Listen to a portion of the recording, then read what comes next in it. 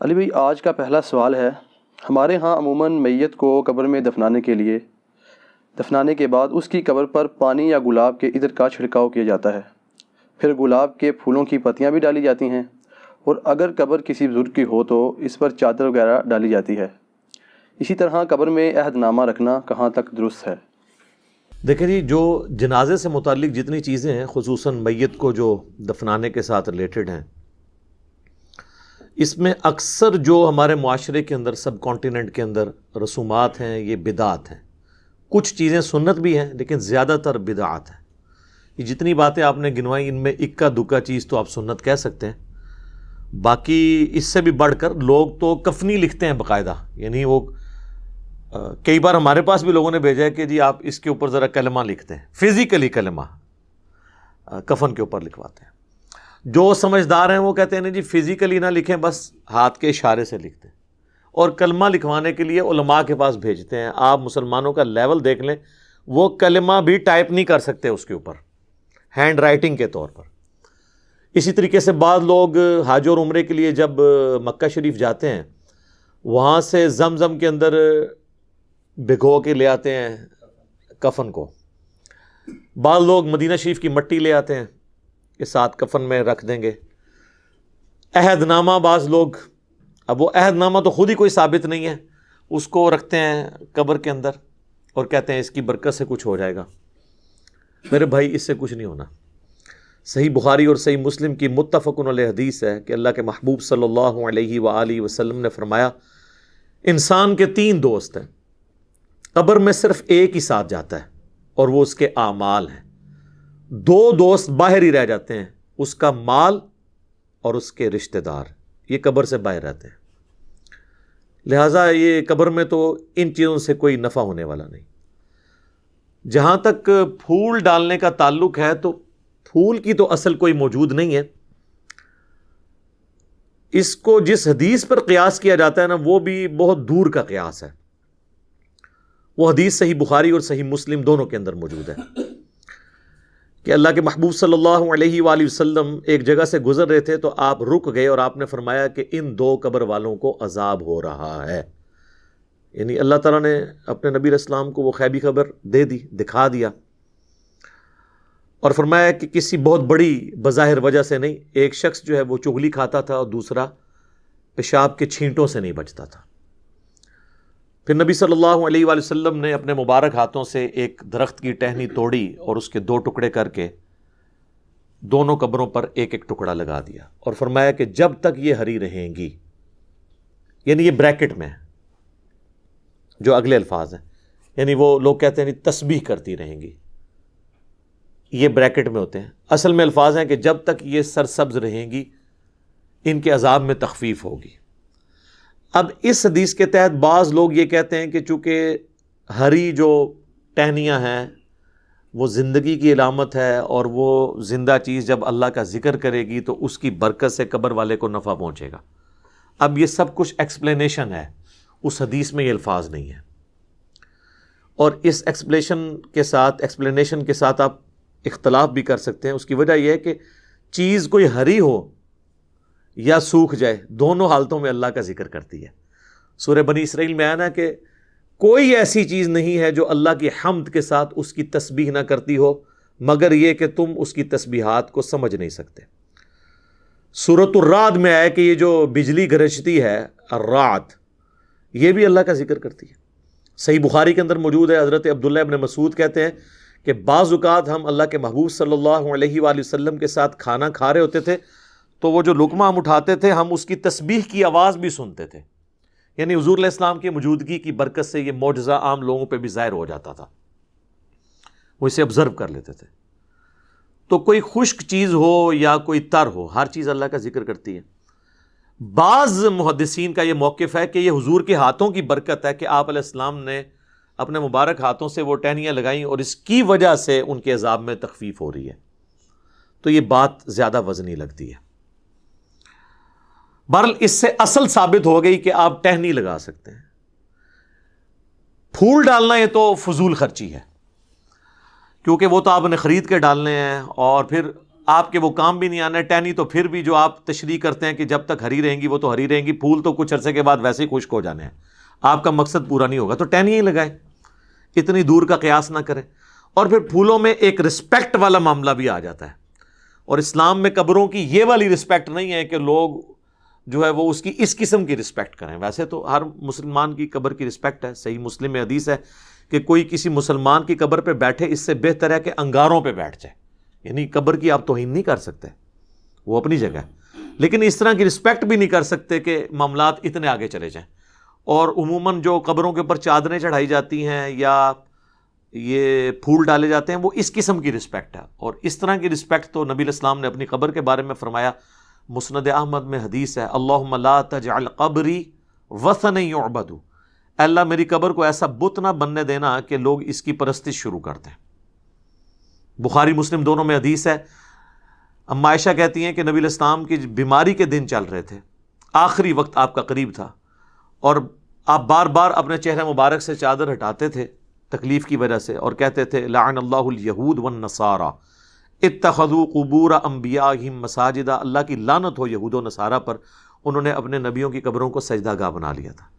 اور اما عائشہ کہتی ہیں حضور یہ اس لیے بات کر رہے تھے کہ آپ ہمیں ڈرا رہے تھے کہ آپ کی قبر کے ساتھ یہ کچھ نہ کیا جائے. اور آگے اما عائشہ کے الفاظ ہیں بخاری مسلم میں کہ اگر ہمیں یہ خطرہ نہ ہوتا کہ لوگ رسول اللہ کی قبر پہ سجدے شروع کر دیں گے تو ہم بھی زائرین کی زیارت کے لیے اس قبر مبارک کو اوپن چھوڑ دیتے, لیکن ہم ڈر رہے تھے.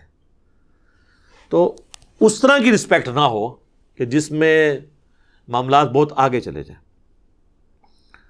باقی یہ درست ہے کہ آپ ٹہنی لگا سکتے ہیں, اور یہ سنت مبارکہ ہے, اور حضور کی میں تو سمجھتا ہوں ہاتھوں کی برکت ہے. اس کو سپورٹیو حدیث بھی ہے بخاری اور مسلم دونوں میں. ایک حبشی عورت تھی جو مسجد نبوی کی صفائی کرتی تھی, اچانک فوت ہو گئی. صحابہ کرام نے رات کے وقت جنازہ پڑھ کے اسے دفنا دیا. نبی علیہ السلام نے کچھ دنوں کے بعد پوچھا کہ وہ عورت کدھر ہے, تو بتایا گیا یا رسول اللہ وہ تو فوت ہو گئی تھی. آپ نے فرمایا تم نے مجھے کیوں نہیں بتایا, میں بھی اس کا جنازہ پڑھتا. پھر آپ نے فرمایا مجھے اس کی قبر پہ لے جاؤ. حضور علیہ السلام قبر پہ لے گئے. حضور علیہ السلام کو صحابہ تو سمجھ رہے تھے کہ یہ تو عام سی عورت ہے, اس کی کیا امپورٹنس ہوگی, لیکن حضور علیہ السلام کے لیے تو جو دین کی خدمت کرنے والے لوگ ہیں ان کی امپورٹنس زیادہ ہے, چاہے وہ کچھ بھی ہوں دنیاوی اسٹیٹس کے اعتبار سے. پھر نبی علیہ السلام نے اس کی قبر پہ جا کے جنازہ پڑھا, اور جب آپ واپس پلٹے تو یہ حدیث بخاری مسلم دونوں میں, مسلم کے آگے الفاظ ہیں, آپ نے فرمایا یہ قبریں اندھیروں میں ڈوبی ہوئی تھی, اللہ نے میرے جنازہ پڑھنے کی برکت سے انہیں نور سے بھر دیا ہے. تو اس سے یہ بھی پتہ چلا کہ وہ کافروں کی قبریں نہیں تھیں, کیونکہ کافر کو مرنے کے بعد نفع نہیں قبر میں پہنچ سکتا, مسلمانوں کی قبریں تھیں. اب میں صحابہ نہیں کہتا, آپ لوگ گستاخی کا فتویٰ لگا دیں گے. اس زمانے کے جو بریلوی دیوبندی اہل حدیث ہوتے تھے ان کی قبریں تھیں. اب یہی مجھے کہنا پڑے گا مجبوراً, ٹھیک ہے, حضور کے زمانے کے.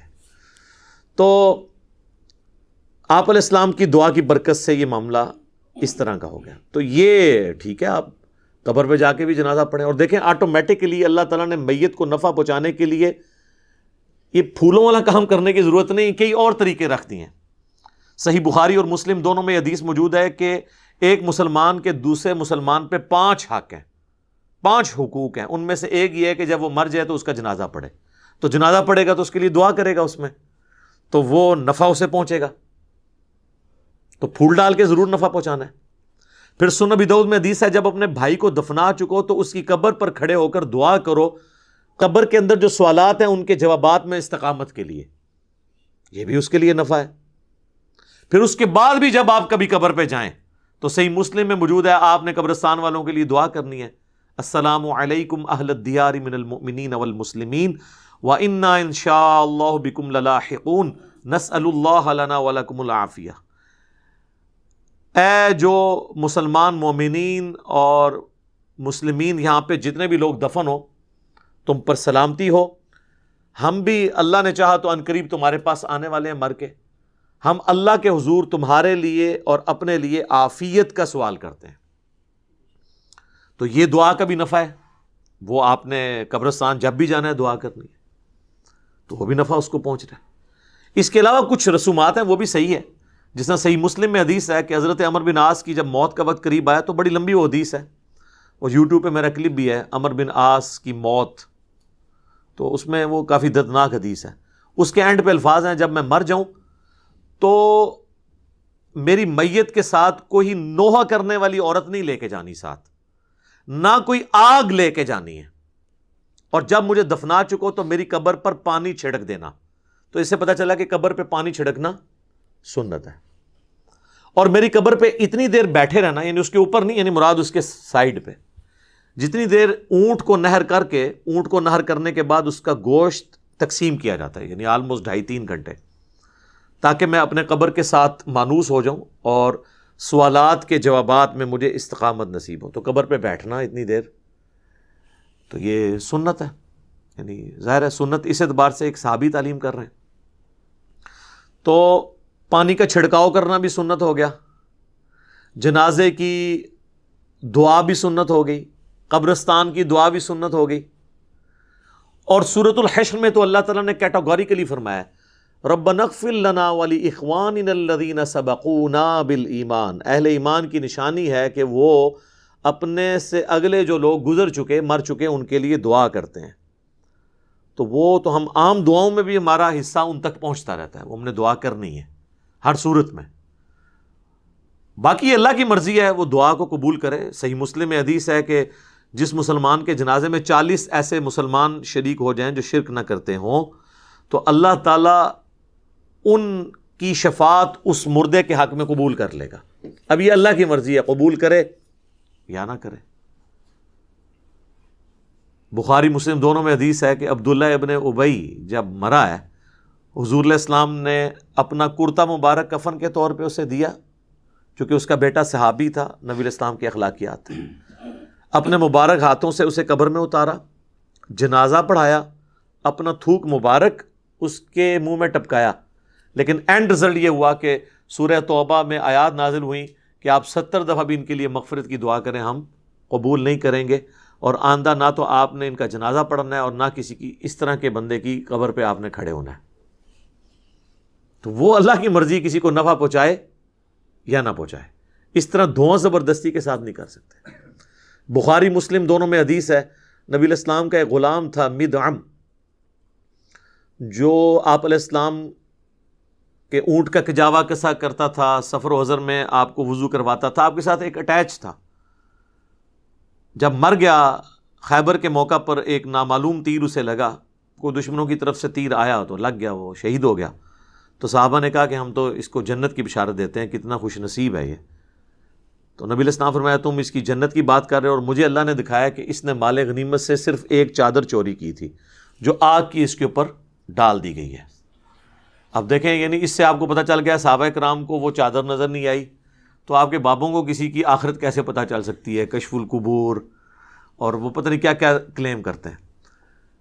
تو حدیث کے الفاظ ہیں، بعض اصحاب نے اگر کوئی ایک رسی بھی یہ سمجھ کے اٹھائی تھی کہ اس کی تو مال غنیمت میں اتنی ورتھ نہیں ہے، وہ اپنے گھر میں گئے اور واپس لا کے وہ مال غنیمت میں جمع کی کہ کہیں یہ رسی نہ آگ کی بن کے ہمارے اوپر آ جائے۔ تو اس سے اندازہ کریں کہ نبی علیہ السلام کی صحبت میں رہنے والے اگر کسی شخص سے بھی کوئی معاملہ مس ہینڈل ہوا ہے تو اللہ تعالیٰ نے تو اس کا لحاظ نہیں کیا۔ آپ لاکھ کہتے رہیں جو کچھ بھی ہیں تیرے محبوب کی امت سے ہیں، جو محبوب کے ساتھ ڈائریکٹ اٹیچ تھے نا، ان کو بھی اپنے کیے ہوئے اعمال کا انجام بھگتنا پڑا ہے۔ باقی اللہ کی مرضی کسی کے حق میں دعا قبول کر لے، تو وہ اس قسم کی جو رسومات ہیں وہ دعاؤں کی شکل میں جتنے معاملات ہیں وہ تو ٹھیک ہیں۔ اس طرح قبر کے اوپر چادر ڈالتے ہیں تو یہ تو کوئی ثابت نہیں ہے۔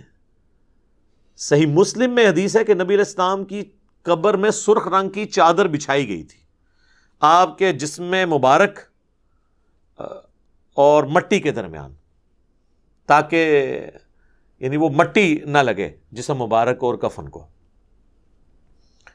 تو وہ یہ جو انہوں نے ایک عقیدہ گھڑا ہوا ہے نا المحنت کے اندر، دیوبندیوں نے، بریلوی بھی مانتے ہیں کہ وہ حصہ زمین جو حضور کے ساتھ ٹچ کیے ہوئے ہے، سر کوئی حصہ زمین ٹچ نہیں کیا، وہ بیچ میں سرخ چادر ہے اور اس کے بعد کفن بھی ہے۔ تو آندہ وہ کہا کریں کہ وہ سرخ چادر اور وہ سفید کفن جو حضور کے ساتھ ٹچ ہوا ہے اس کے بارے میں بھی کچھ چیز بنائیں آپ۔ ہم تو انجینئرنگ کریں گے، میں اس پہ بھی ایک ڈیٹیل ویڈیو بناؤں گا کچھ عرصہ صبر کرنے کے بعد انشاءاللہ تعالی، جب انہیں دیا ہوا جو ایک اللہ کی طرف سے ایک سمجھ لیں زخم خشک ہونے لگے گا تو پھر دوبارہ سے ہم انشاءاللہ تعالی ان کے بزرگوں کے عقائد کی انجینئرنگ کریں گے قرآن و سنت کی روشنی میں. تو قبر کے اندر آپ چٹائی بچھا سکتے ہیں، یعنی اس کو میت کو مٹی سے بچانے کے لیے بالکل درست ہے. اور قبر کے اوپر پانی چھڑکنا مٹی کے بعد ڈالنے کے بعد یہ بالکل درست ہے. اور میرا خیال نہیں ہے کہ اس میں آپ کو کوئی عطر وغیرہ کی بوتل ضائع کرنے کی ضرورت ہے، اس لیول پہ جانے کی ضرورت نہیں ہے. پھولوں کا جہاں تک معاملہ ہے وہ تو کوئی اس طریقے سے ثابت نہیں ہے. اب وہ جس طریقے سے قیاس کر رہے ہیں تو وہ پھر قیاس ملٹی پلائی ہوتا جائے گا، اور مجھے اس کی کوئی لاجک سمجھ نہیں آتی، کیونکہ اس میں فضول خرچی والا عنصر بھی اور قبر کی ایک ضرورت سے زیادہ تعظیم والا معاملہ بھی آ جاتا ہے جو اس میں فٹ ان نہیں بیٹھتا. خصوصاً ہمارے معاشرے کے اندر تو آپ کو پتہ ہے کہ یعنی 10 چیزیں ہوتی ہیں تو ایک بندہ آ کے صفر لگا کے اسے 100 بناتا ہے، ایک اور آ کے اسے 1000 بناتا ہے، اور ایک نہ ختم ہونے والا ایک سلسلہ شروع ہو جاتا ہے. یہاں ہم یہ رسک نہیں لے سکتے کہ لوگوں کو اپنے اپنے معاملات کرنے کی اجازت دیں. یہاں تو لوگ قبروں پہ اذانیں دے رہے ہیں. یعنی اگر قبر پہ اذان ہوتی تو نماز جنازہ سے پہلے اذان ہو جاتی نا، وہ تو نماز تھی، اس سے پہلے اذان نہیں ہوتی. جب نماز جنازہ سے پہلے اذان نہیں ہے تو قبر کے اوپر اذان کہاں سے؟ پھر میت کے ساتھ جاتے ہوئے وہ لا الہ الا اللہ اونچی آواز میں پڑھتے ہیں. آپ اگر کہہ دیں کہ بھئی یہ ثابت کیا ہو، کہتے ہیں آپ کلمے کو نہیں مانتے. ٹھیک ہے، آپ دیکھیں کہ کس کس قسم کی چیزیں ساتھ جوڑی ہوئی ہیں.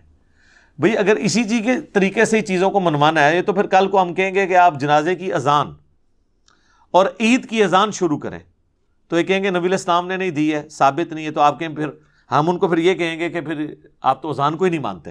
تو یہ کیا کہیں گے کہ ہم مانتے ہیں لیکن جدھر ہے وہاں مانتے ہیں نا. تو سر ہم بھی وہیں پہ اذان مانتے ہیں جہاں پہ ہے.